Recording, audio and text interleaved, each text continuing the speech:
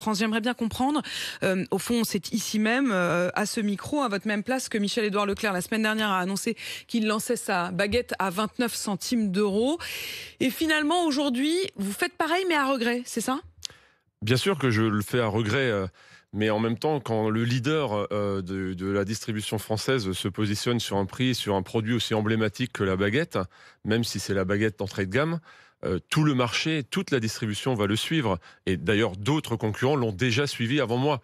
Donc oui, je le fais à regret parce que c'est pour moi pas très responsable ce qui se passe.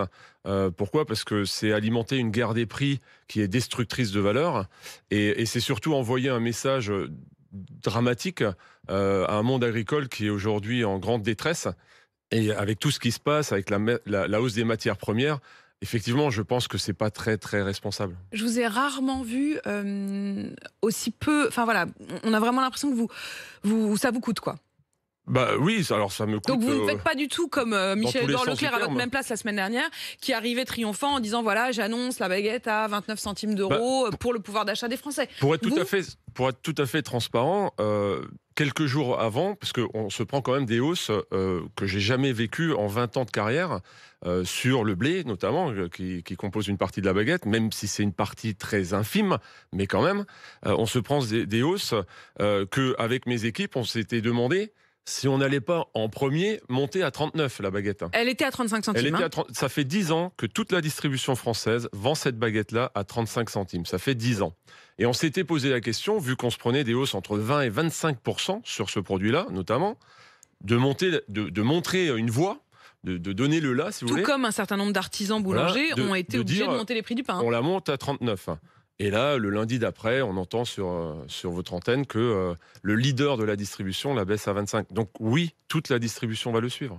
Toute la distribution va le suivre. Est-ce que concrètement, vous avez le sentiment du coup d'entraîner, vous le disiez à l'instant, de participer à une forme de destruction ou en tout cas de mise sous pression du monde agricole? Alors, je vais bien évidemment d'un autre côté, on soutient depuis des années chez nous le monde agricole et on va continuer à le faire en multipliant les contrats tripartites avec les éleveurs, avec les agriculteurs, parce que c'est nécessaire. Les Français veulent manger, je le dis souvent, de plus en plus français. Ils veulent du terroir, ils veulent de la qualité. Donc il faut leur proposer des bons produits français et pour ça, il faut préserver le monde agricole. Donc je le regrette encore une fois. Maintenant, c'est pas cette baguette-là qui va mettre à mal le monde agricole. Encore une fois, c'est un symbole. Il le dit lui-même.